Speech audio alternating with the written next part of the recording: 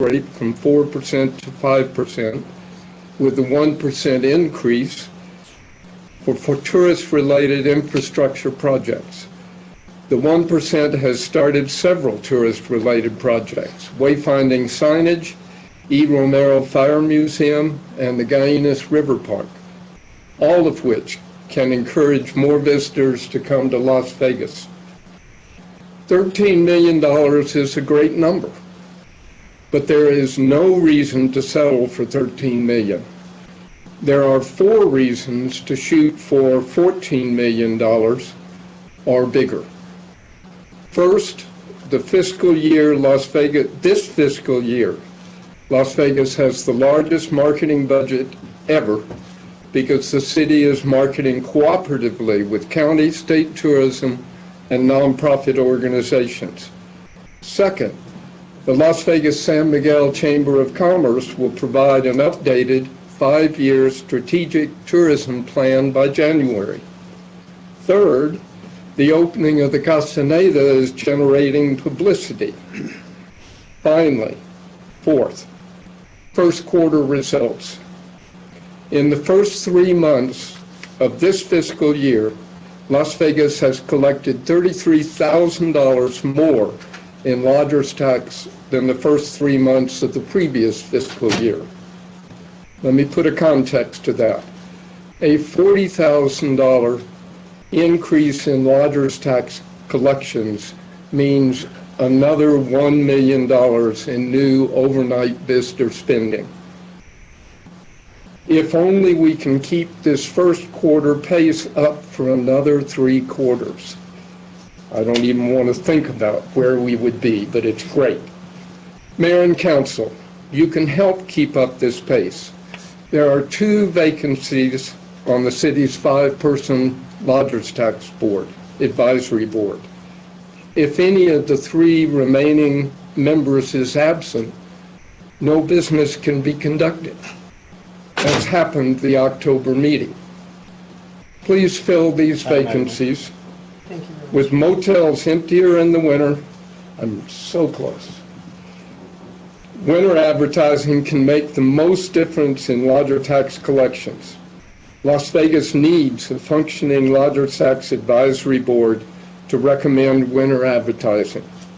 Mayor, council, staff, thank you for the 1% lodger tax increase and for all the support you give the tourism economy of Las Vegas. Thank you very much. Thank you, Mr. Stitt. The next person on the public input, Madam Mayor, members of the council, is Mr. Sanchez. Concerns? Mr. Sanchez. Good evening, Mr. Sanchez. Good evening, everyone. How are you all doing? I hope you all are doing fine. First of all, who is it that polices the police that police the police? Anyone? Apparently no one. Because there's a lot of stuff that's going on as far as police is concerned. We still don't have a lot of the vehicles numbered, so the officers that are driving those vehicles that are not numbered, they're breaking the law left and right, and they're committing infractions that they're giving tickets to private citizens left and right. I have doctor's appointments in Santa Fe constantly or regularly, and usually my appointments are before 9 or just a little after. And every time that I'm going to Santa Fe, I meet up with a police car from Las Vegas. And usually it's either in between Glorieta and Rome. What is a police officer's car from Las Vegas doing up there? I know they're not transporting prisoners to Santa Fe. So is it someone that lives up there in that direction and he's using the police car to travel back and forth to commute? The thing is that every time that I'm going north or south, he's coming north, and he's traveling at a speed that I don't think that poor vehicle can travel any faster, because, I mean, he's just zooming.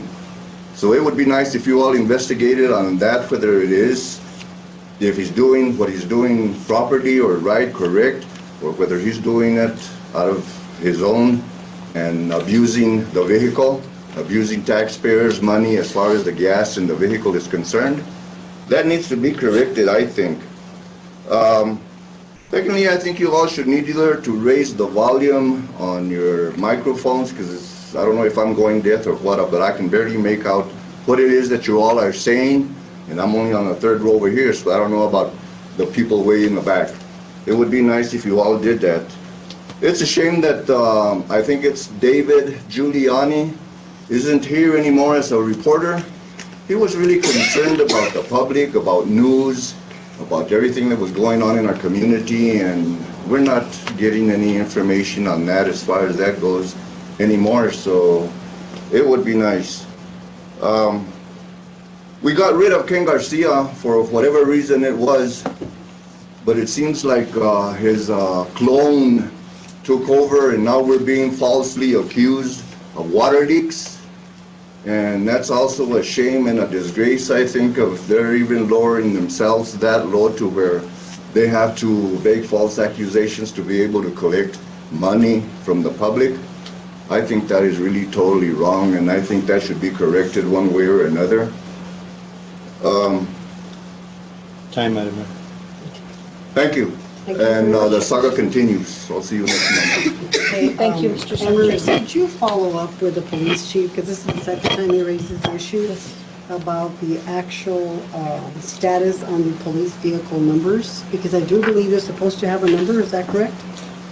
No, Madam Mayor. By state statute, I haven't seen anything on state statute that requires numbering in the vehicles. Each vehicle has a license plate which is specific for that vehicle, and that's the numbering system. But a lot of our vehicles do have numbers. Okay, that's what I thought. Yes, ma'am. Okay. But why is it that the others don't? I couldn't Other answer than that question state for you, statute. ma'am. I couldn't answer that for you. Okay, well, follow up with you. I will. Thank you very much. That concludes public input, Madam Mayor, members of the council. We'll go now to presentations by Commander Steve Pacheco. Mr. Pacheco. Commander Pacheco, I'm sorry. Good afternoon, Madam Mayor, councilors. I'd like to present Commander Panelo Sandoval and Lieutenant Monica Vidal.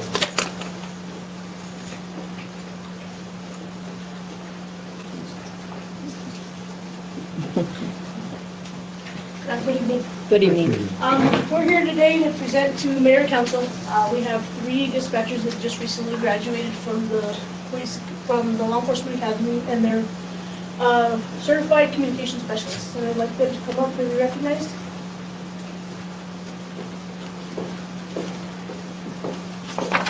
We have Shannon Ortiz and Diane Torres.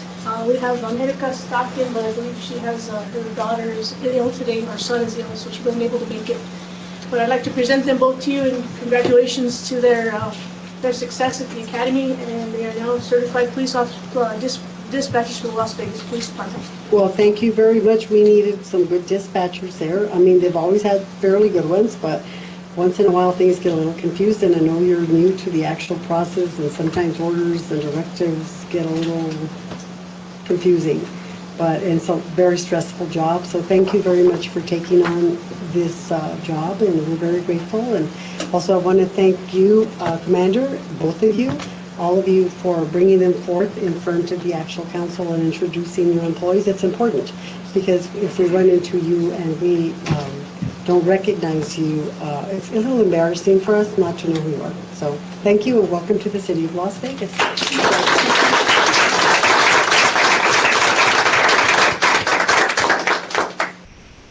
They're young. It's nice. Don't compare. I couldn't.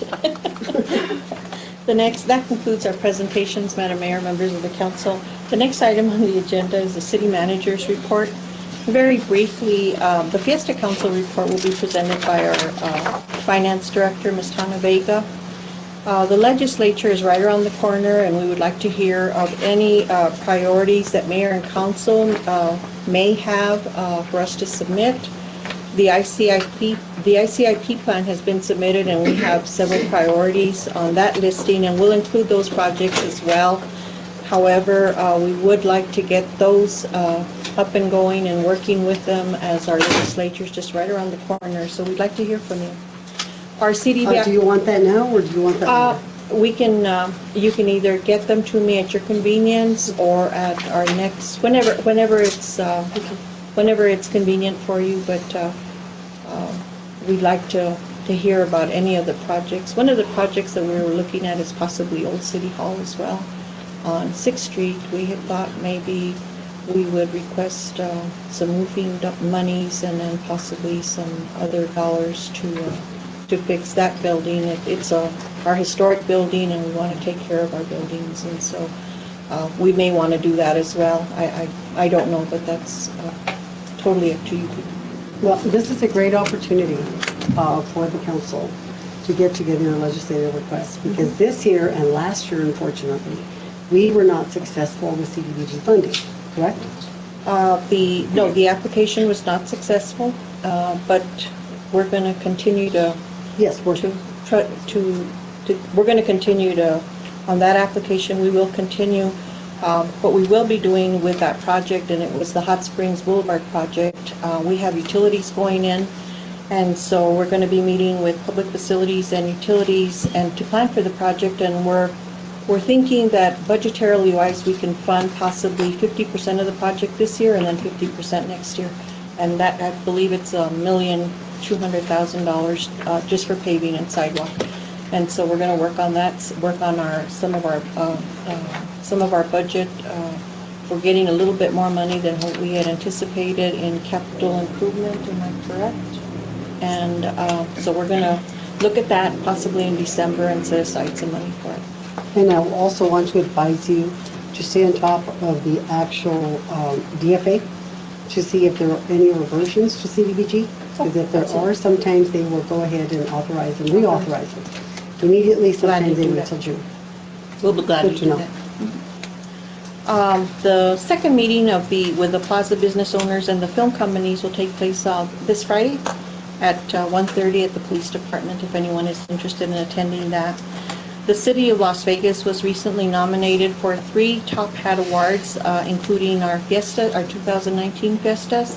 The awards banquet will be held on November the 6th, and if anyone is interested, please let us know and we'll set you up. There's, I believe, a table for 10, and we'd love to have each and every one of you there. What were the recommended, what were they recommended for? There was a 2019 Fiestas, and then I believe there was 2 others that I don't know. I'm not sure. Is Virginia here? Please come up. Madam Mayor and Council, there was 3 nominations for this year's New Mexico Hospitality Top Hat Awards. One of the nominations is Product Development, Outstanding Event for Fiestas. The other one is, the other 2, I should say, are Premier Awards. One is for Hospitality Professional of the Year, which goes to Alan Althot. And then the other one is for Tourism Professional of the Year, which goes to myself. So those are the 3 nominations that we're looking at. And so far it looks like we may be finalists in each of those, but I'll keep you updated as we go. Okay, thank you. Thank you very much. We need to be real proud of our city and our city staff. Other than that, several Halloween events. I know that there was a question about our Halloween event. We did look into our Halloween events, some Halloween events that'll be taking place, and that's going to be including, we have several events going on and several scheduled. One of them was the Fall Festival and Car Show sponsored by the Employees Credit Union. We have the Trunk or Treat at Aaron's Parking Lot on October 31st. We have the Vampire Circus at New Mexico Highlands University at the Arts Building. We have the City Museum Historic Halloween sponsored by the museum on October 19th. Admission is free for everyone. Community Church event at Hot Springs Boulevard on October 31st. Friends of the Library will also be hosting an event on October 31st. IC Church is sponsoring a trunk or treat event as well. Robertson Middle School is sponsoring a haunted house from October 26th through the 31st. And there's also a senior Halloween event on the 31st for senior citizens. And we have a kids costume crawl at Plaza and Bridge Street for all business owners that are going to be taking place as well. And that'll be taking place from, I believe it's 3 to 5:30 at the Plaza of Bridge Street with all business owners. And that's being sponsored by the business alliances. Could you get a list of those events to the council? Absolutely. Yes, I will be glad to. What we will do is we're going to be starting to fundraise for the Santa in the Park event for the Christmas holiday. And we are in need of a Christmas tree. If anyone has any ideas, I know Christy is out and about looking for one Christmas tree. He has one already, and he is looking for another one. I recall, I have to interfere. I recall, Christy, you were bringing one down from a home last year, correct? After the first one fell. Very good. You're very good at this, Christy. Thank you. We need to plan for the Christmas holiday. We're planning for the tree light ceremony, the decoration contest, the light parade, and then of course Santa in the park for all children. We continue with our employee safety training program. Recreation has currently enrolled over 170 kids in their after-school program, and we have 24 Yabble teams this year that'll be starting the basketball season at the recreation department. And then the first kickoff meeting for the comprehensive master plan, I believe, has been scheduled, and I will get that date for you as well, in case any of you are interested in attending that as well. That concludes my city manager's report. We now have finance report by Ms. Vega.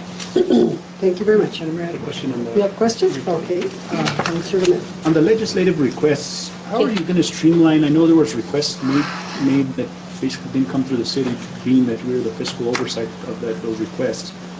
How are we going to make sure this time, can we speak, Madam Mayor, you can speak with Senator Campos and representatives, because I think that's been kind of an issue. I guess, Okay, what's the issue? I didn't, what's the problem? There was requests that were made without going through the city, but on behalf of the city. Actually, anyone can submit a legislative request, but we attempt to get them all in with the ICIP process. So if we don't get them in, but a sponsor is willing to sponsor it, we're never certain if they're going to get funded. But if they do, and you lobby, because you are all signed up, correct, as lobbyists for the city of Las Vegas? Am I correct, Mrs. Tagos? So if you're signed up as a lobbyist, you have the authority to submit your legislative request and lobby for it as well. So I would advise, sometimes we don't always agree or concur on the ICIP process, because it is a process that comes through the directors to the council. But if you feel that there is a project that you feel strongly about that needs to be, that you want to submit and lobby for, then you too can do that as well. I understand that part, I'm just, I did it once, but I was I'm not just saying that successful, so. there was requests that I know that, when it came down to it, nobody, I mean, and we could vouch for this, is nobody knew who did those requests. It took us some research to find that. And I'm just saying that, if those requests are made, I think it should be, the city should be aware of those requests. Actually, I believe Daniel informed, yes, he did, on 2 occasions, the council that Mr. Olivetti had submitted a legislative I'm not even request. talking about that, Madam Mayor. Oh, I'm not sure which one then. There were He's requests. talking about requests that were made by citizens Oh, that we were yes, not yes, aware yes.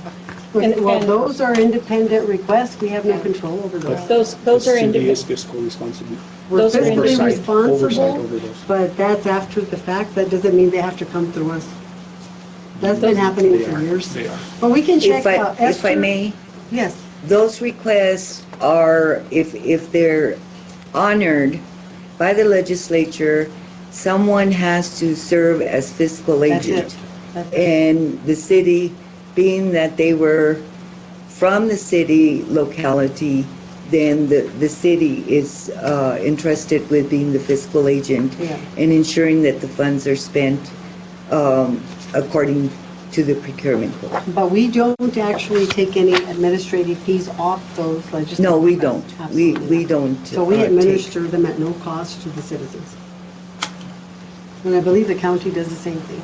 Correct. And sometimes there is legislative requests that we're looking for the sponsors so that we know exactly where the project should be funded.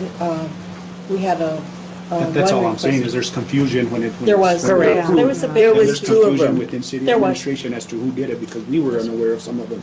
Yes. But- And but we can't- of course, we all, any legislative funding that we get, we're all in favor of it. That's not the concern That here. wasn't the issue. The concern is making sure that we know I mean, basically, we're agreeing. Any legislative request. Okay, in my experience, and tell me if I'm wrong, Anne Marie, you usually can go into the system and you'll actually do a search and it'll give you all the legislative requests that were honored within that municipality, correct?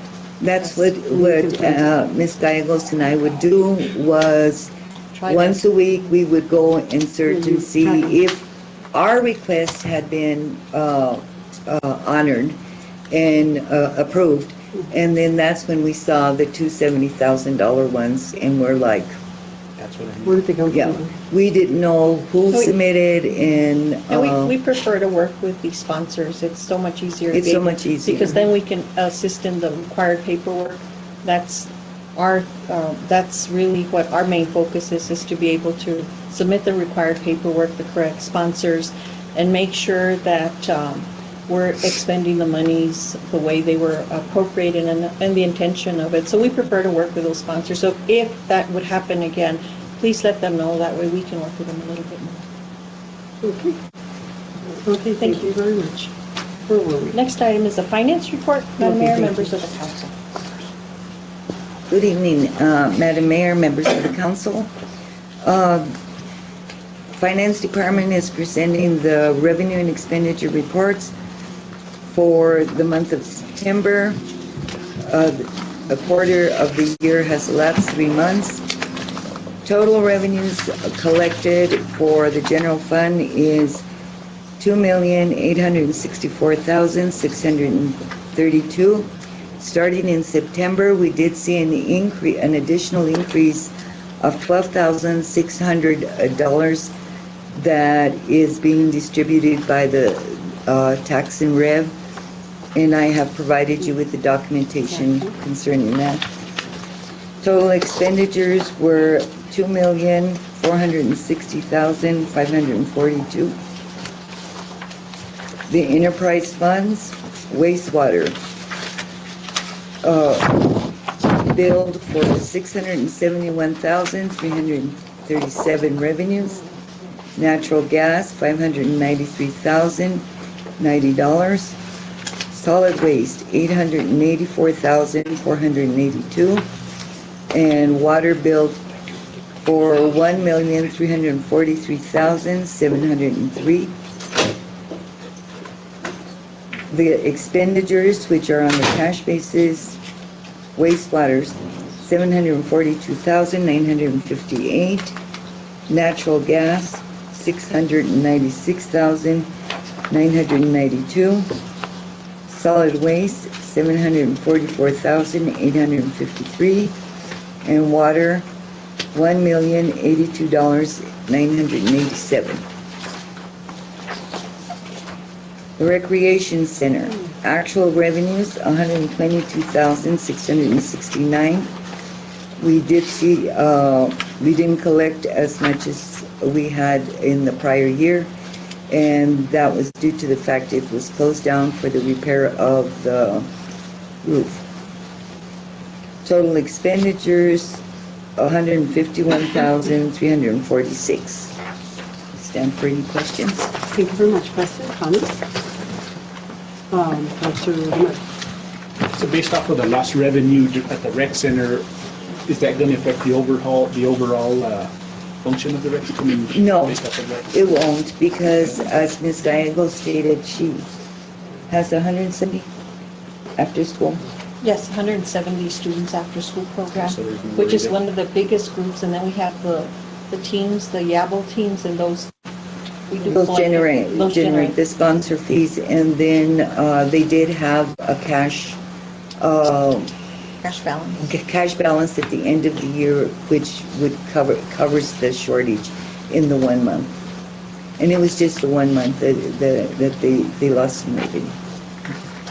They were able to get in their, I'm sorry, Counselor. No, go ahead. I'm sorry. They were able to get in their new equipment that they had ordered. They painted and cleaned up a lot of the areas that needed to be cleaned up along with the roofing project. And so I don't see, knock on wood, I don't see anything else that would hinder them from being closed again or shut down. They're also sponsoring some weight challenges for all of us and as well as the public, and so they're out advertising, and so it looks very, very promising. Thank you. Counselor Casey, and then I'll come back to you, Counselor Bennett. Thank you. I don't know if this is the appropriate time, but can I ask a couple of questions on the check listing that was? Sure. Okay. First of all, at last month's check listing, we had an expenditure for a company called MCLL Incorporated. Yes. And we paid out $56,000. Did you figure out what Yes. that was for? If I know the line item, then it was 2 trucks that were purchased at Solid Waste. Oh, okay. Then I have another question on this month's list. And I do want to thank you for the change in the format of the list, which was very, very helpful. Is that the line items or It had larger font? well, the check listing that you gave us before was just a list.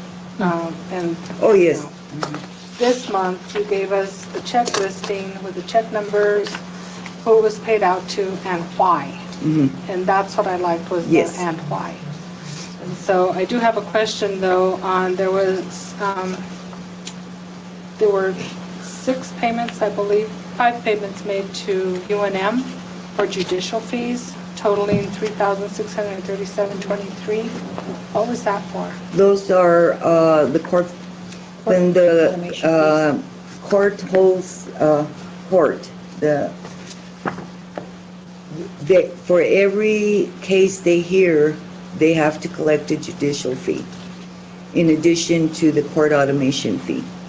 And so those funds are actually agency funds that we collect, and then they go directly to either UNM or to the court automation. Why UNM? It's to the law center, the judicial fees. So we're funding UNM Law School, is what we're doing, basically. Statewide. It's a Well, yeah, I statewide. know, but It's a state statute. I'm sure it's a state statute, right? I believe it is. I wish we could get somebody to get us to That'd be get nice. paid for something. Okay. Well, we did get the $12,000 from tax and rev, so that's coming around. That's coming along. And we will be collecting that 12,600 for a whole entire year. Right.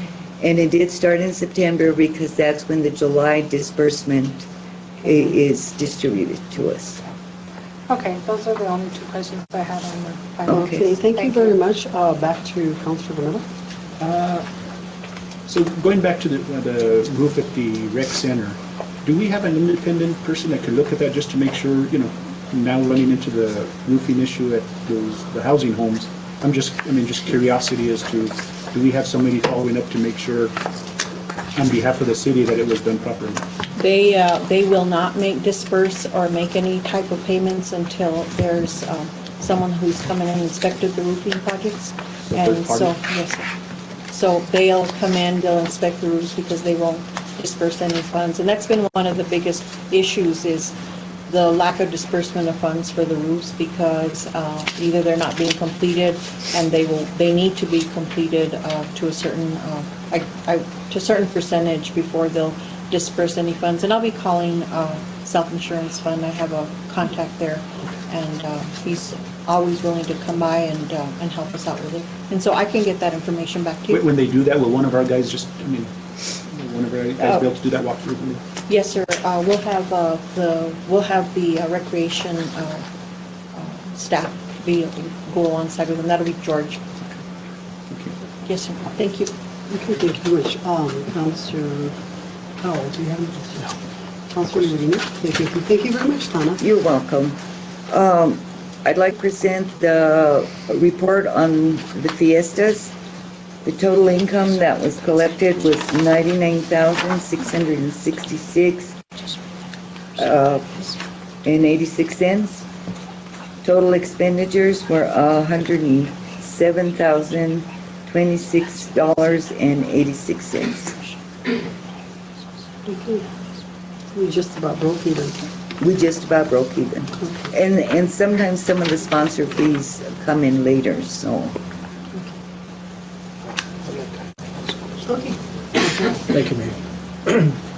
Ms. Tana? Yes. What did we collect from permit fees and all the other accessories from the filming of Roswell? We don't collect any permit, we don't collect any income from the filming of any of the movies. So they don't pay permit fees? No. So they can come in and place their equipment anywhere in the city? And park anywhere in the city? Well, actually, they have to, it has to be planned out with community development. And what it is, especially around the state, is they are purchasing goods and services while they're here. And that's how the city makes the money. The city itself, the city of Las Vegas, does not benefit in any way monetarily. It's the local vendors and such as the restaurants and the motels, you know, if they're renting, or sometimes they bring their travel trailers, so they use the recreational sites to. But if we have citizens that want to implement an event, they have to go through a permit process, correct? Correct. So they have to pay permit fees, but the film industry, when they come into our town, they don't have to. Let me verify that with. Yeah, verify. Virginia, can you help us? I haven't Can you come seen on up? any. I may be mistaken. We don't collect, I don't believe collect a large amount of fees from any of the filming industries at all. But we do collect some. I don't know. Yeah, so, Madam Mayor, Council, city manager's correct, we do collect a small amount for parking. Very We collect small. There is a fee for parking, based on what they require in their permitting process. There's, for any permit, there's always a deposit. That way, if there's any damages, we keep that deposit to cover those damages Okay. as well. Plus, of course, the cost of their insurance that they have to cover, $1 million to $3 million, depending on how big the event or the filming is. But there is a small amount of fees that we do collect for the filming when they do come in. It's just minimal, Councilor. Yeah, it's mostly I was just the wondering if parking they do fees collect it. that we collect for, because that's how the ordinance is written, is to collect the fees for. Now, also, could you also explain to the council how the vendors are handled? For example, if the film industry is impeding in their actual business? Yeah, so there's a variety of ways that the film industry handles dealing with business locations, because of the extent that it could be. So if they're in there and they're filming and doing construction to build a set or whatever it might be, of course they're going to compensate that business a lot more. Or if they have to close their business or take any parking of such, then they will compensate those businesses more. However, there's a lot smaller compensation, of course, if they're not using any of their parking, using their building, and basically just catching the front face of it in the shots. So there's a huge variance there. It just depends all upon what's involved in the set, the business, and how much of that business they're going to take from them. A lot of the times they try to be very courteous in compensating the businesses, even when they may not be utilizing their businesses or their parking. So they do compensate them for various things, just depending again on what it requires. What they do is they compensate them. If they have to close, they will 1 day's receipts. Depending on how many days. If they have to be closed for 5 days, they'll compensate them 5 days worth of receipts, providing the vendor provides proof of what his daily receipts are. Thank you. Okay, thank you very much. Councilor. Okay, thank you very much. Thank you, Tom. Good job. Thank you. Thank you, Madam Mayor, members of the council. The next item on the agenda is consent agenda items. What is the pleasure of the board? Madam Mayor, I Council move President. that the consent items 1, 2, and 3 be approved and that they be read into the record proper by the clerk. One, approval of resolution number 19-52, 2020 election resolution. 2, approval to award bid number 2020-01 for the senior center north parking lot reconstruction to Pacheco Construction. And 3, approval to accept funding from the Bulletproof Vest Partnership in the amount of $1,566.72 through the Department of Justice. Thank you very much. We have a motion. Do we have a second? Second. Roll call. Counselor David G. Romero, Yes. Counselor Barbara Casey, Yes. Counselor Vincent Howell, Yes. Counselor David A. Yildirim Jr. Yes. Thank you, Madam Mayor, members of the council. The next item is business items. Number 1 is to conduct a public hearing and approval, disapproval to adopt ordinance number 19-04, passenger behavior for the City of Las Vegas Meadow City Express, and we have Ms. Darlene Arguello. Ms. Arguello.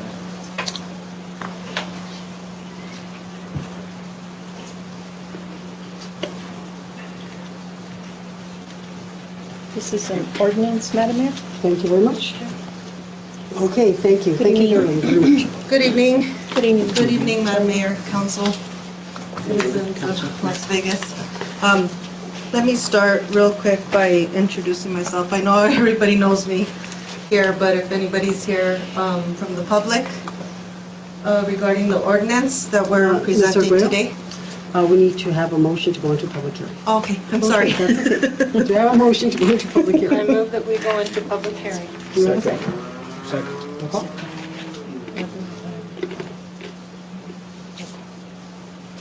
Counselor David G. Romero, Yes. Counselor Barbara Casey, Yes. Counselor Vincent Howell, Yes. Counselor David A. Yildirim Jr. Yes.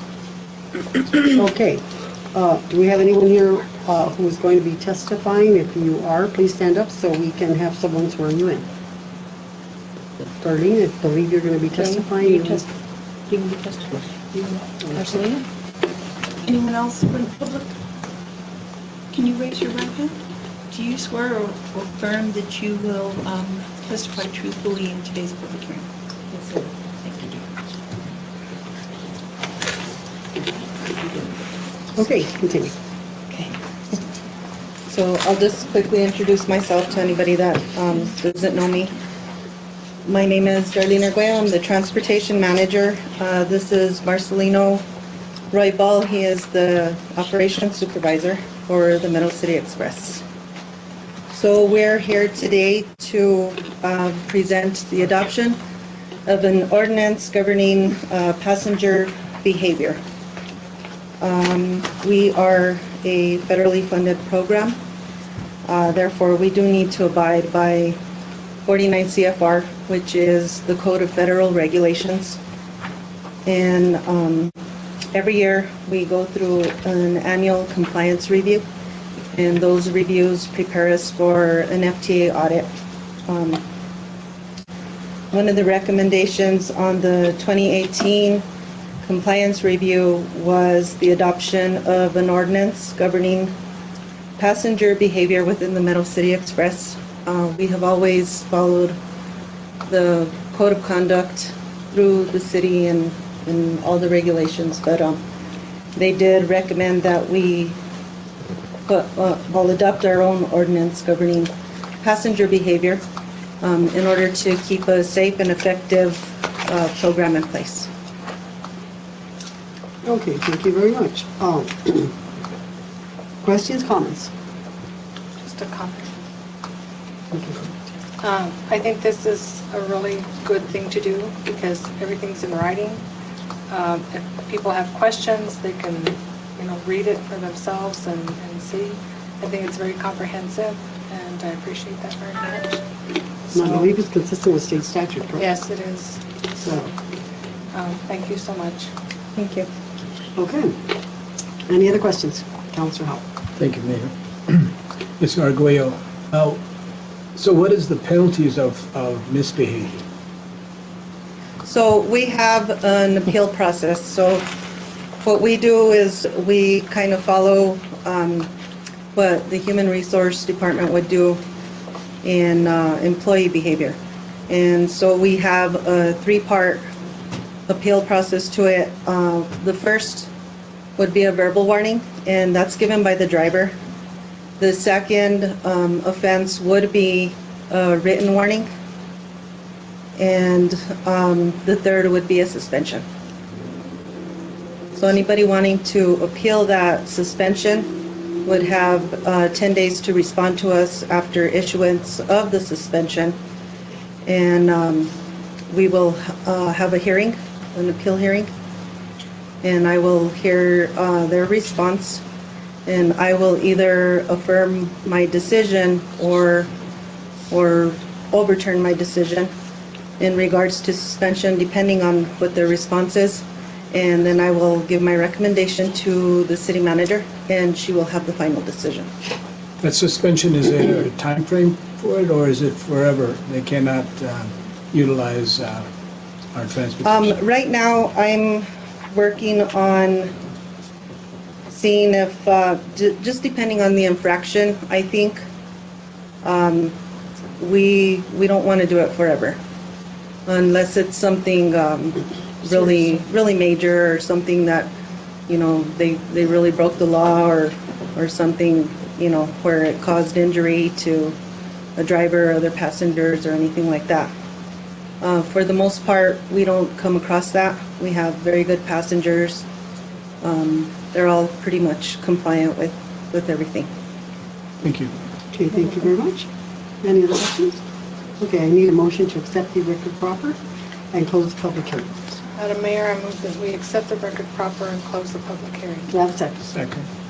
Roll call. Councilor David G. Romero, Yes. Councilor Barbara Casey, Yes. Councilor Vincent Howell, Yes. Councilor David A. Yulgari Jr. Yes. Thank you very much. Now I need a motion to reconvene into regular session. Do I have a motion? Madam Mayor, I move that we reconvene into regular session. Do I have a second? Second. Roll call. Councilor David G. Romero, Yes. Councilor Barbara Casey, Yes. Councilor Vincent Howell, Yes. Councilor David A. Yulgari Jr. Yes. Good, we are now in regular session. What is the pleasure for? Madam Mayor, I move approval of ordinance number 19-04. Second. Okay, second, Councilor Romero and Councilor Howell. Roll call. Councilor David G. Romero, Yes. Councilor Barbara Casey, Yes. Councilor Vincent Howell, Yes. Councilor David A. Yulgari Jr. Yes. Thank you very much, Mr. Reyes. Thank you, Madam Mayor, Thank you. members of the council. Continue. Thank you, Mr. Grill. The next item, it's still your show. I'm just going to stay here. It's still your show. Where was that seat? Approval, disapproval of resolution number 19-45, passenger child restraint policy for the City of Las Vegas Meadows City Express. Ms. Arguello. Okay, thank you. Okay, so this resolution is tied into the ordinance, and I went ahead and did a resolution on this particular item because I felt it needed a little more extensive explanation as to the procedures, and the child restraint policy is pretty cut and dry. We just follow the state laws on that.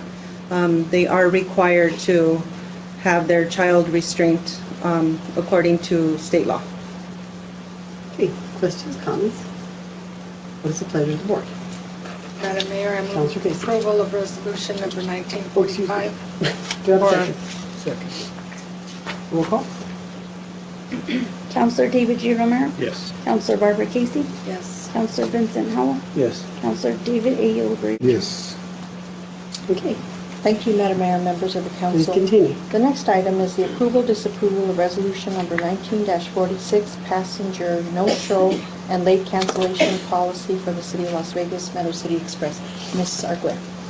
Okay, so this policy is also tied into the ordinance, and it actually is part of the CFR code.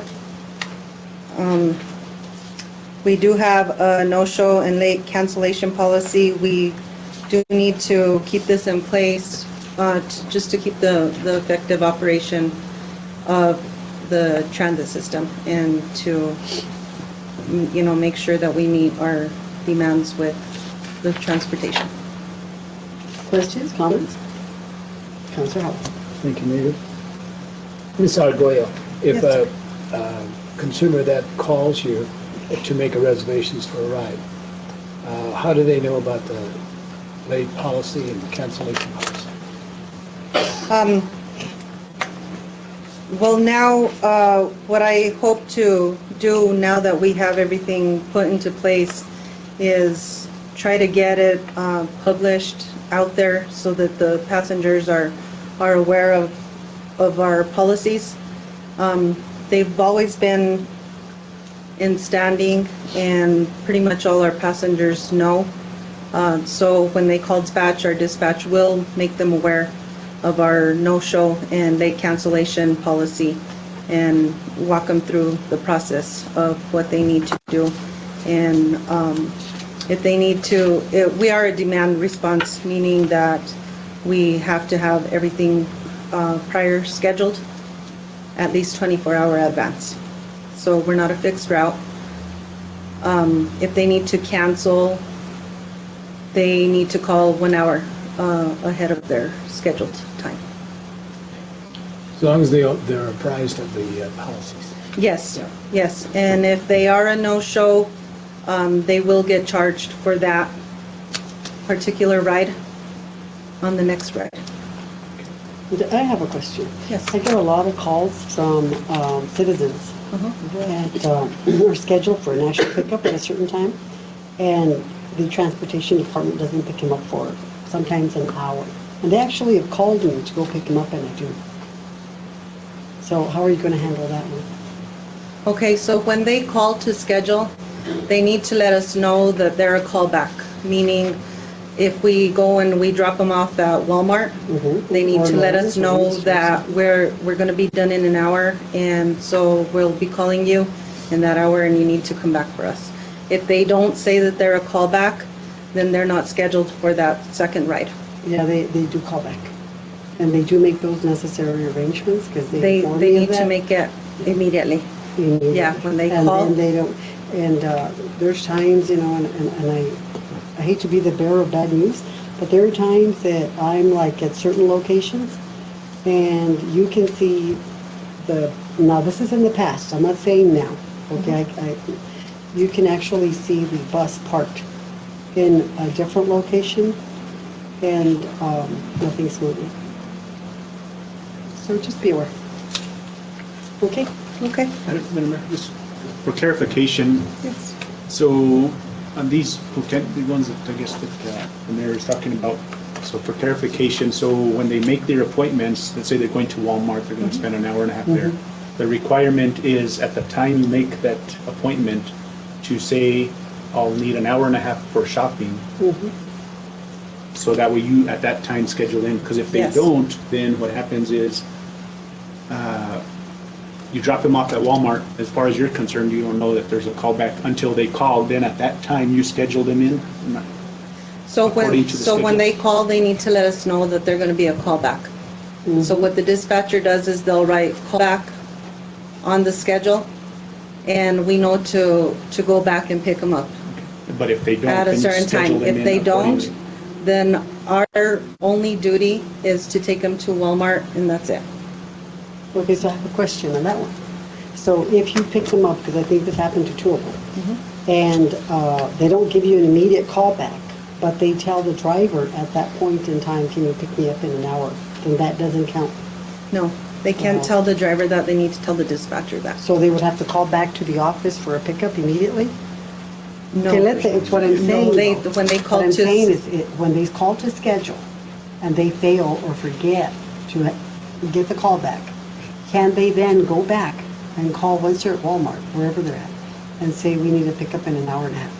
They can call us, 'Cause that's what and I if heard we're about. available, we will pick them up. Okay, Yes, okay, gotcha. yeah. Okay, thank you very much. Any other questions, comments? What's the pleasure of the board? Madam Mayor, I move that we approve resolution number 19-46. Okay, Second. roll call. Counselor David G. Romero, Yes. Counselor Barbara Casey, Yes. Counselor Vincent Howell, Yes. Counselor David A. O'Grady Jr. Yes. Thank you, Madam Mayor, members of the Thank you very council. much. Please continue. Next item is approval, disapproval of resolution number 19-47, service animal policy for the city of Las Vegas, Meadow City Express. Ms. Darlene Arguello. Okay, so again, this is tied into the ordinance. We do have, we are ADA, we're a paratransit system, which means that we're, can make accommodations for ADA.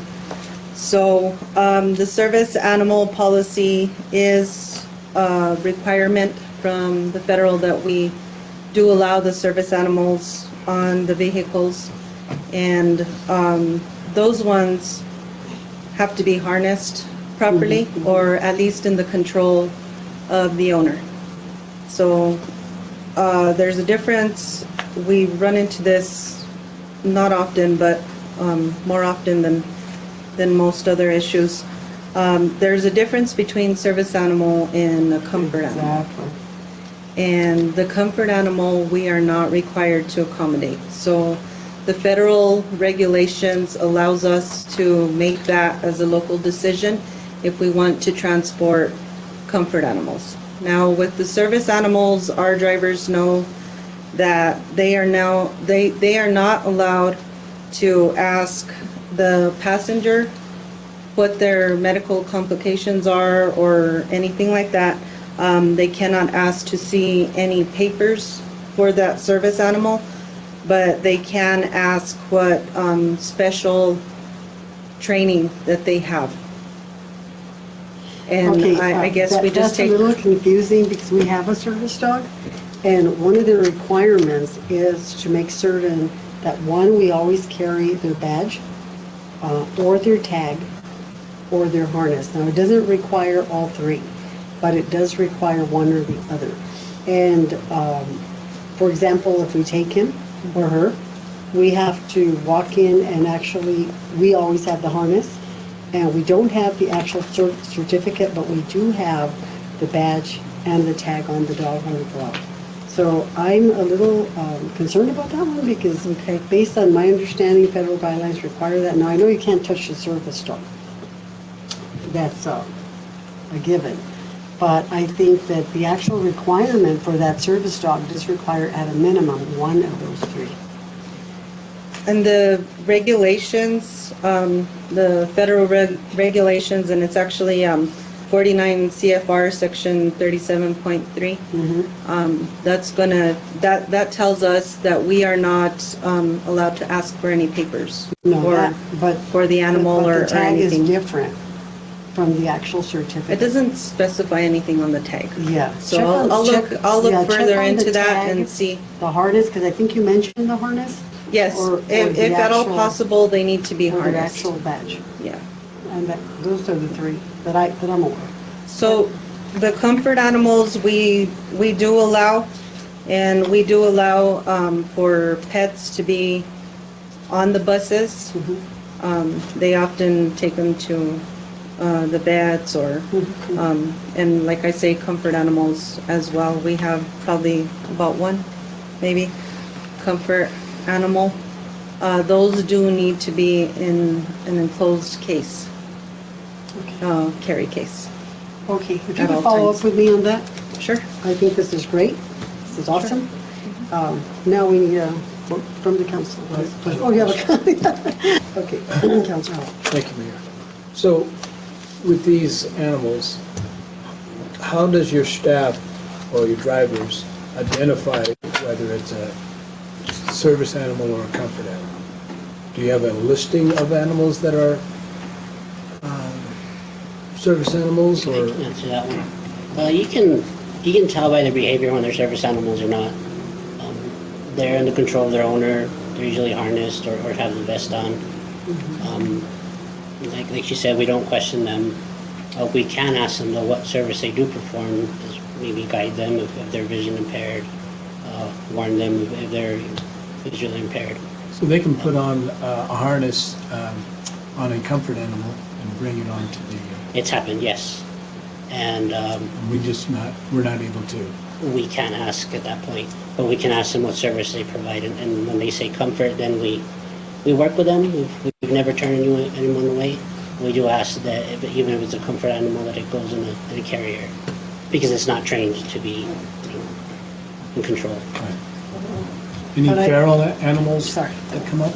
We do have passengers that take a lot of cats to the vet, but they're all in their carriers. I believe that you can ask for the badge. For the badge? I'm pretty sure, but check into it. I will, yeah. That's It what you doesn't specify anything on that regulation, but. Any other questions? Just one comment, because I have a small dog, and we thought of, making a service dog. So there's some stuff that I researched, and, I think you're right as far as, not asking for papers or badge, because the way I read up is, it's very easy to go online and order some of these documents and say that they're service, for $19.99, you could get things like that. And there's some case law that I believe that, because of the uncertainty, like you said, behavior, you can tell, which ones are trained and which ones aren't, because the ones that aren't trained, they're a little more wild, and, a trained one, will stay still. So that one's going to be hard, it might take, legal to actually look into that. But the other question that, now that we were talking is, what about shot records? Because because right now, the uncertainty of, is it a service animal or not? Let's say they say it is, but it's not, and it bites another passenger. Shot records, wouldn't that maybe be a concern?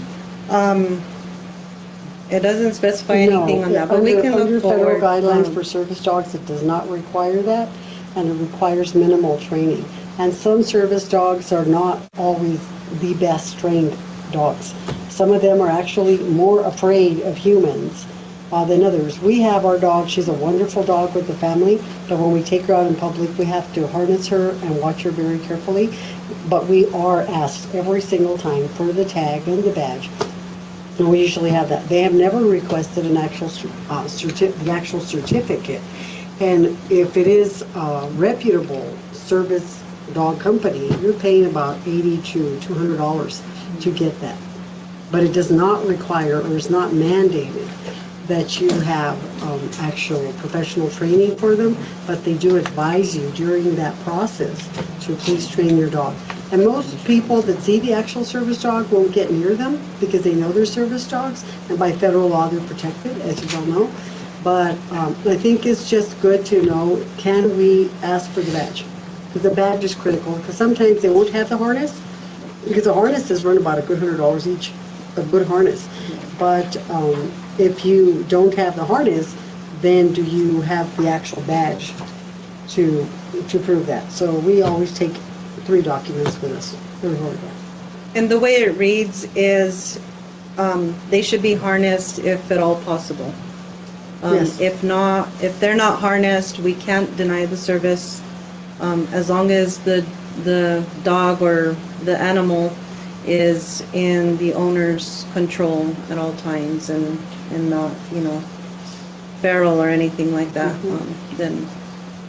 Then we're good. And we really haven't run into any of those problems, other than with minor issues with distinguishing between comfort animal and service animal, and there was a little bit of a conflict with that with one of our passengers, and I went ahead and sent her the material on the regulation, and so she understood, and she got a case, and all is good. Good. Thank you so much, And for the Darla. most part, our passengers, our drivers know what passengers have disabilities pretty much, so they know that the service animals are needed and it's legit, so. Well, thank you for accommodating the passengers. That's very, very important. Sure, Especially thank you. individuals with ADA. Okay, any other questions? What is the pleasure of the board?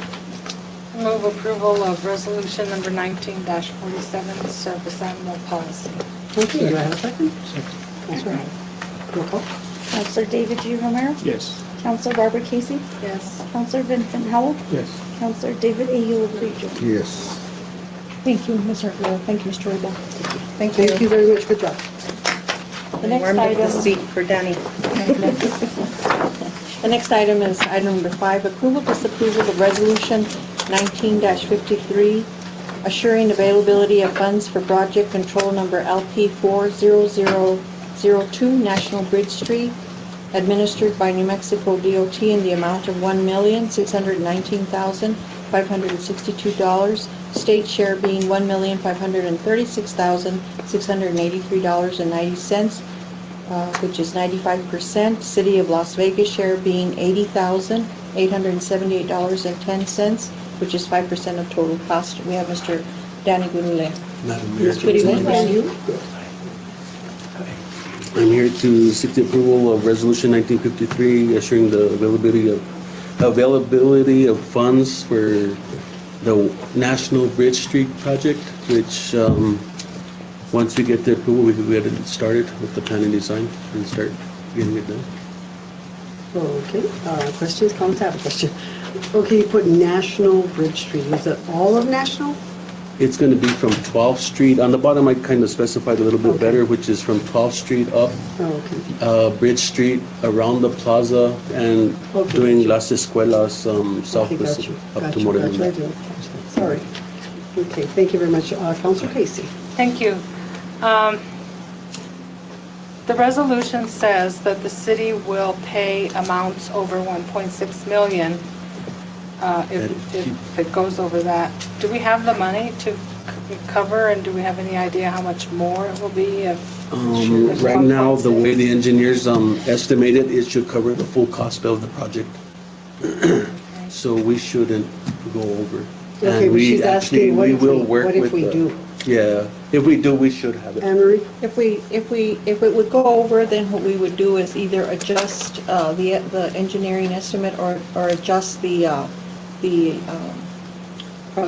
project itself, the total project itself being something would have to suffer so that we stay within the 1,600,000. Okay.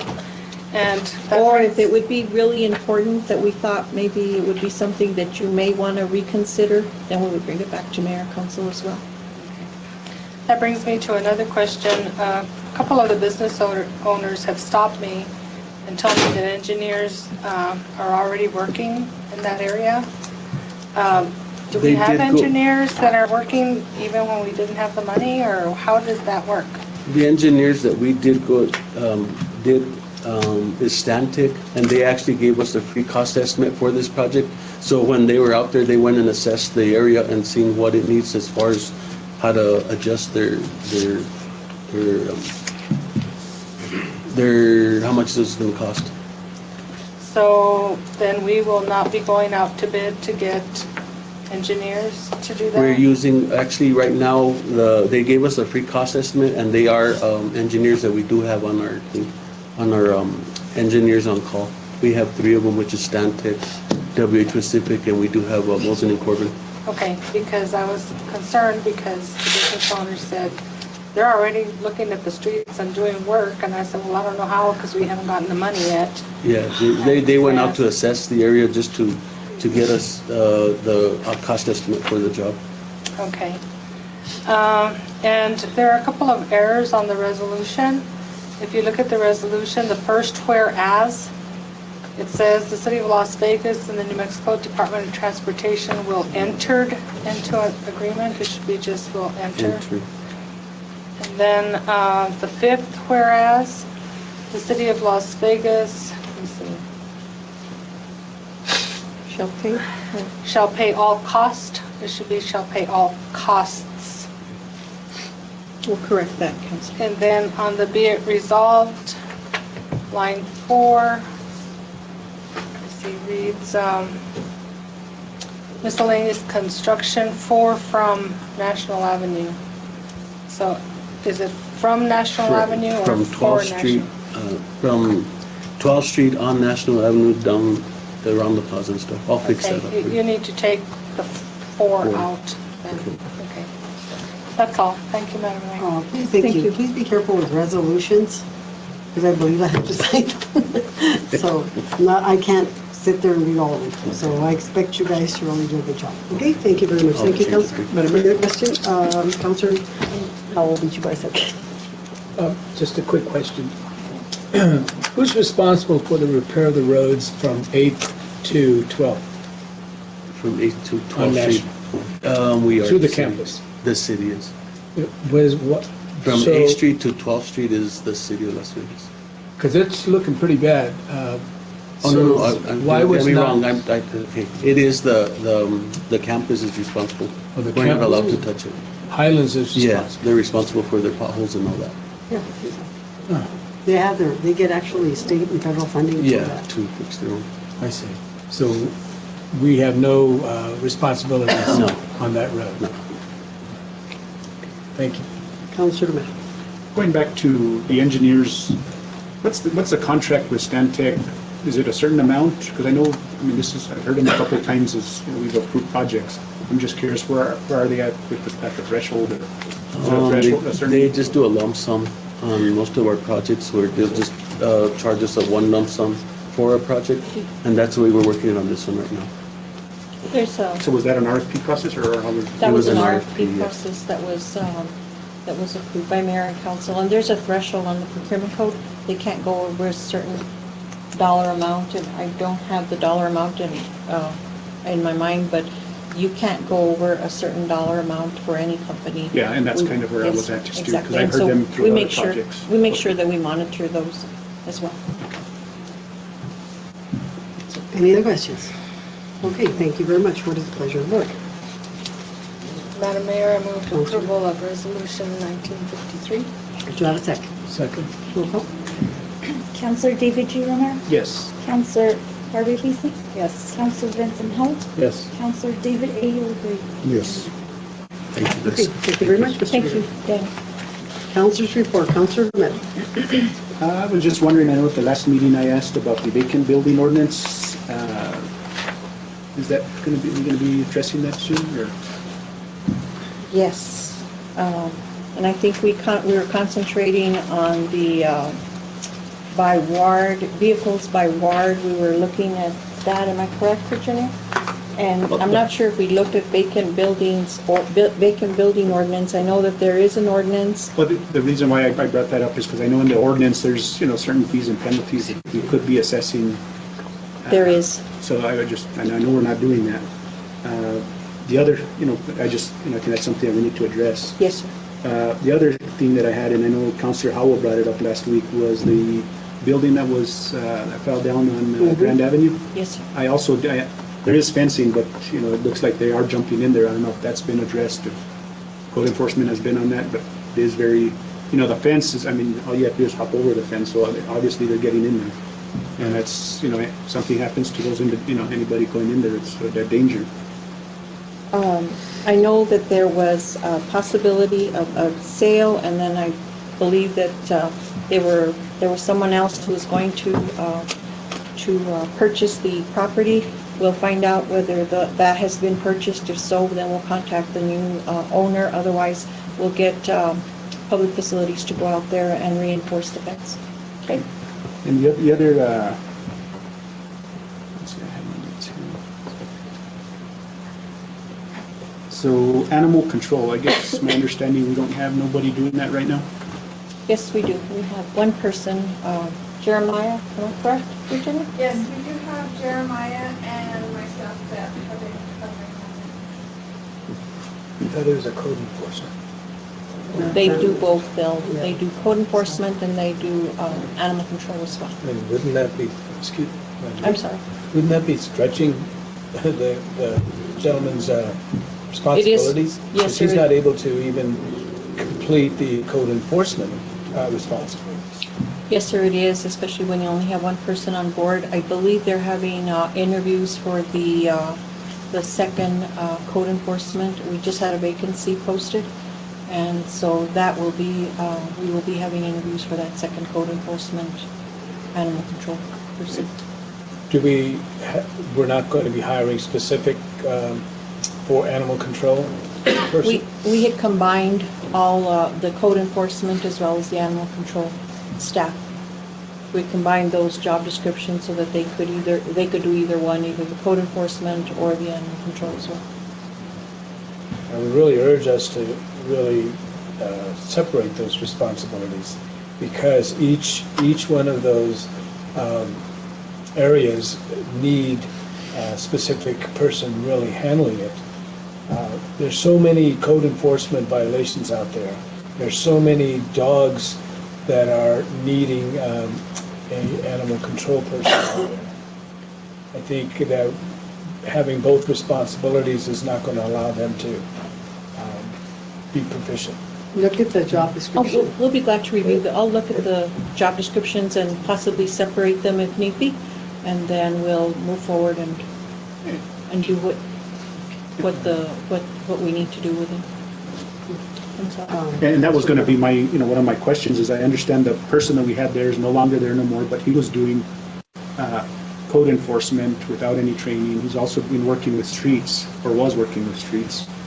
And also that they were in a pickup truck. I guess the vehicles that animal control, we don't have the proper vehicles either. We have one animal control, we have one vehicle, am I correct? No, both our vehicles are down at the plant.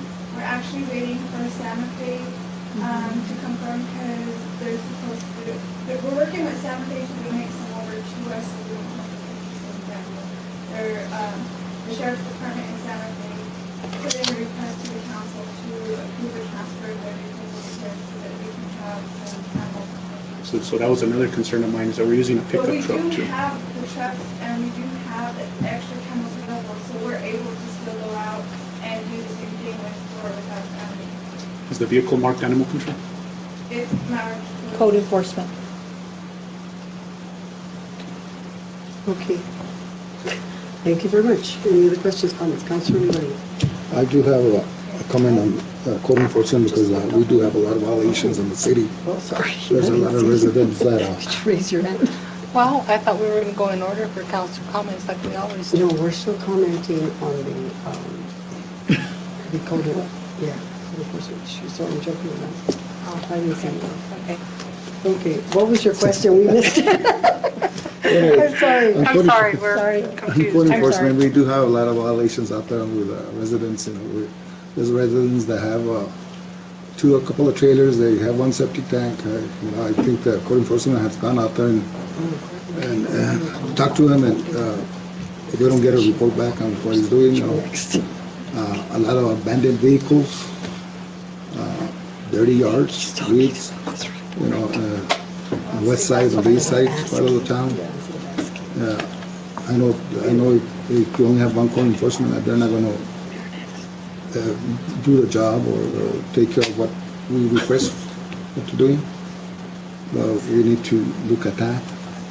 And we did have a report, Councilor Newbury, on some of the violations by ward that the staff has started to do, and it's in your department reports. So I'll look through them and then I'll put one again once in your box, and I'll give you, I'll call you and let you know what those, some of those violations by ward. They've already posted some. They need to post. It's a yellow card and then it's a red card, and they red tag them. So they have to be given so much time to do, to move the vehicles if it has to be moved. But there is a report in your department head, in your department's reports. I do see the code enforcement out there Sure. almost all over the city, but it looks like some of the requests that I made 3, 4, 5 months ago, it looks like they haven't done too much on it. And it kind of bothers me because the residents call me and they tell me, that they're not, how come my neighbor's doing this and my other neighbor's not doing that, or maybe I need to get a report from him and see what's going on, if we get a violation or not. Okay. Thank you. And then, excuse me, and then West National, I know they went out there and put a little bit of millings on the potholes, but right now it looks like it's the water's, we haven't had too much rain in a couple of months. The roads off West National and towards Christine's, they're really bad. They need to take a look at it. Okay, thank you very much. I had We'll do that. initially opened it up for comment on actual code enforcement, working off Counselor number 1 over here, Counselor Romero, and I think there was some misunderstanding and your report was already presented, and that's okay. Counselor Casey was a little sensitive and asked, well, did you skip me? So no, I didn't skip her. I think you just kind of jumped. Just didn't know where we were on the agenda. We lost. Okay, go ahead, Counselor Casey. Okay, my council report, I have several questions. I have received a couple of phone calls from people asking me why the stop signs are so faded and why they haven't been changed out so that people can actually see that it's a stop sign. And in some, there is growth of bushes and trees that cover the stop sign and people can't see it and they just drive through, and there have been a couple of really close calls on that. Okay. In the utility wastewater report, it states that 2 industrial level facilities want to discharge into the system. Who are they and what type of industrial facility are they? One is, they're 2, can't think of the proper term, but basically they're doing fixing an issue at DOT on the south side of town where DOT had stored salt for so many years, and they're doing a cleanup with EPA, and they tried to do reverse osmosis and it didn't work, so they're going to need to discharge into the system. So we're working with them to have them test the waters first, find out what it's going to be to make sure that it meets within our requirements before they can discharge into our system. And then the other one is a cleanup on Grand and University, and it's the same thing. Our requirements are that the entities performing these cleanups before they can discharge into the system have to perform certain tests, and that way we can find out what kind of constituents are in the water, make sure we can test it make sure we can treat it through our facility before they get approval to discharge. Okay, thank you. Mr. Slick had talked about the Lodgers Tax Board, and there are several people that I was told were interested, and they were supposed to send in letters of interest. So, Madam Mayor, have you received letters of interest for people who want to serve? No, we have not, but if you can have them submit. I don't know them. Mr. Slick is the one who gave me a list of people and where they work. So, okay. The lights on 7th Street, when you turn off National onto 7th and you're traveling north, it's pitch black. The lights, like for about 3 blocks, there aren't any lights at all. And so 7th Street and National? When you turn off National, if you're coming up National like from the plaza, okay, you get to the stoplight, you turn left, that's going north on 7th Street. There's like 3 blocks of no lights, and I don't know if they're not functioning or what the problem was. We've had some electrical outages in that area, and I don't know if maybe they just didn't come back on the way they were supposed to or what happened, but it's extremely dark there. I'm also concerned about code enforcement. I gave a list of code enforcement issues 17 months ago and have not received a response on any of those. Can you resubmit that to me, please? Yes, I will. Okay. And so I would just like to know what's happening with those properties. And did you give the list to code enforcement directly, or did you give it to our city manager? I gave it to Levi to begin with because it was 17 months ago. And so I don't know if in the transition they were lost in space somewhere, but people are not happy that that's not happening. Well, we did lose a seasoned code enforcement officer. Yeah, we did. And I know it's difficult to learn all the code ordinances and all of that, but we probably need to have more people working in that department because we just don't have enough. And hearing this evening that we have one person doing multiple jobs, to me, is not acceptable either. I agree with Councilor Howell on that. I think we need to make sure that you have a code enforcement officer and you have a separate person doing animal control, and more than one person, because there's a lot of animals that are out there running around loose.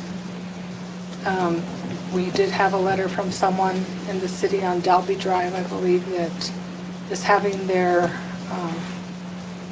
mail delivery stopped by the post office because the dog has attacked the postman too many times. So we want to make sure that our code enforcement people get out there and Absolutely. take care of that. And you mentioned that we did not get any money from CDBG. Did they give a reason as to why we didn't? I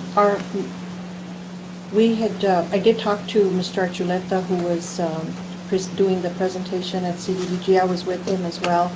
Our project was 60% complete.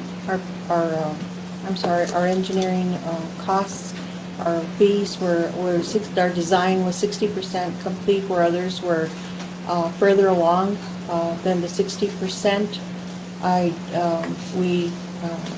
We chose not to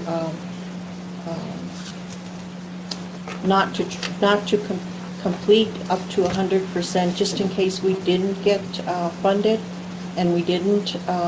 Our comprehensive master plan has not been completed yet, and so we're still needing to complete those. We're in the process of completing them, but they're still not quite complete.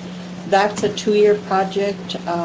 When you take into account the utilities utility lines that were going to have to be installed, and then of course the paving itself, that would have been a very quick 2-year turnaround. So I'm not sure that would have been the best thing for the city, although we would have accepted any type of funding that we could have received. But those are and then also the environmental studies, they wanted a little bit more on our environmental studies as well. And so what we'll do is we'll look and see if maybe that's not a project that we want to pursue, and possibly you people would have some other project that we could pursue with an application. And then to end on 2 positive notes. Thank you. Everything else. Thank you. Maria, you had the gas crew, and there was a nice notice on Facebook, and I appreciate that, and it was also in your report, fixing underground leaks that were terrible. One was right at the corner of my yard in the alley, and the gentleman worked there. I can't remember when it was, if it was yesterday? Yeah. And they were efficient, polite, just really nice guys. And I want to thank you for, having well-trained employees that do a good job. And also, I want to commend and thank our Fire Chief Billy Montoya. His monthly report was extremely comprehensive, and I really appreciate that. He is the only one, I think, that has ever reported that he actually evaluates his employees, which I thought that, I'm sure others do too, but he reported that he evaluates his employees, and that's the first time I had read that, and I was very happy to know that that's actually happening. He's also reviewing ordinances, which I think is a wonderful thing to do, to make sure that we're always updating and making sure that everything is doing what we're supposed to be doing. And I think that he runs his department like a well-oiled machine. I think it's great. He is very supportive of his firemen and other employees, and I think that he runs his department in a very positive manner, and I want to thank him publicly for doing that. Thank you, Billy. Thank you. Okay, Councilor Howell, I believe you gave your report? No, I was answering Councilor Ramirez. I just have a few. I spoke to, I believe, Christie. Or is he still here? Yes, he's back there. Were you folks ever able to address the Cinder Road issue with the, the school and the state building where the trees were all blocking the waters to flow. And remember you and I was out there? Yes. Did we ever take care of that? We have, we pulled easements. We did pull easements, and I had Maria Perea review the easements. And we also met with the San Miguel County as well. And we're willing to work cooperatively with them. And so we're going to look at the easements as she's interpreted them for us. We're going to meet with the county and just see how we can work together to clear those up. I don't believe that it's in the city right away. It's part of the county. Part of it is within the city, and it's a very awkward property line, if you may. Right. And we have been maintaining, I believe, Christie from... We maintained our part, Mm-hmm. and then I talked to Robertson so they can maintain their part, and then I'm getting with Arnold, and we're gonna see what we can do when they get time to meet out there and start doing our cleanup, I guess, half and half, no? Do we have a date set for that? We're just wondering who's gonna pay for all the debris, no? There's gonna be a lot of debris coming out of there. Sure. Is the county gonna pay for it, or the city gonna take the whole? In the past, the county would actually take care of it. That's in the negotiation, right? Yes, sir. And we're willing to be, we're willing to assist in what we can. And I know that Christy and Danny were both out there. Maria Perea were out there. I think you were out there as well, Counselor. And so what we need to do is just decide what we're going to do and how we're going to do it, and work cooperatively to clean out. Do we have a date set for that negotiation? No, I don't. But I'll let you know when we do. Because this is getting to be the wet season now. Hopefully, it's supposed to be a hard winter too, so we need to make sure that the water can flow right through. The property next to Samia's, it's the Savomat property. That is looking very horrendous. It looks very unkept, and I don't know if that property has been bought already, or is someone going to be taking care of it? Because it's really making that area look bad, especially when the tourists drive through to National Avenue and to the university campus. Do we I'll know? check into that and see who the property belongs to. Okay. So has the code enforcement person I checked don't know into if it? they have, but we'll check in there tomorrow. We'll check with them tomorrow. Okay. There's a recent move for an advocacy group on handicap issues, and they've been talking to me. There's a lot of issues out there for handicaps, that especially in the parks, especially on sidewalks. They're really concerned about why isn't the city taking care of handicap issues and having a focus on that.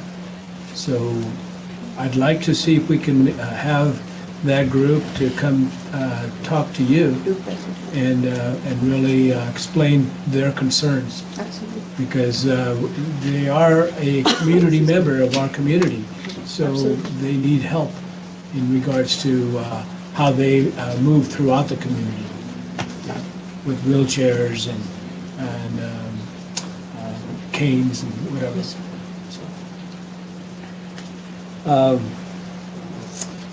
Let's see.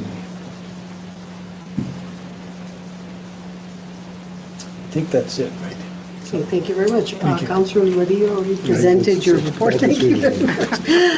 Okay, so if there's nothing else, I don't believe we have need for executive session, do we? Yes, Madam Mayor. Okay, we do have need for executive session. Madam Mayor, make a motion to enter executive session as permitted by section 10-15-1 H2 of the municipal Communities Act. To discuss matters, Personnel matters?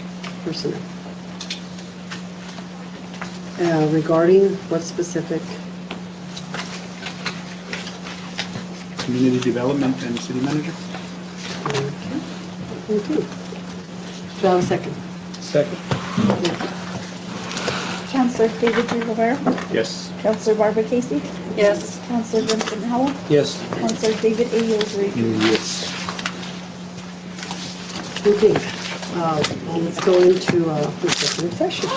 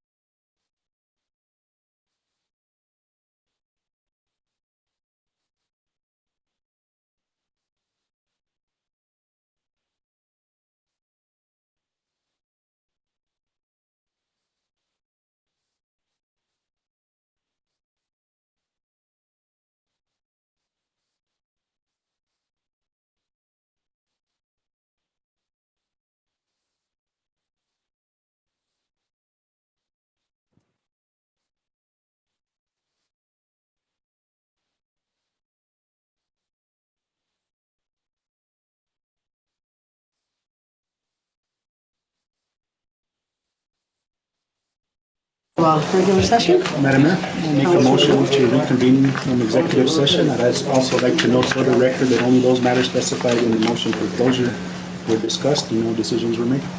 Thank you very much. I have a second. Okay. Counselor David G. Romero, Yes. Counselor Barbara Casey, Yes. Counselor Vincent Howell, Yes. Counselor David A. Bilbray Jr. Yes. Okay, thank you. I need a motion to adjourn. Madam Mayor, I move that we adjourn. Do I have a second? Roll call. Counselor David G. Romero, Yes. Counselor Barbara Casey, Yes. Counselor Vincent Howell, Yes. Counselor David A. Bilbray Jr. Yes. Thank you very much. ¿Cómo se llama?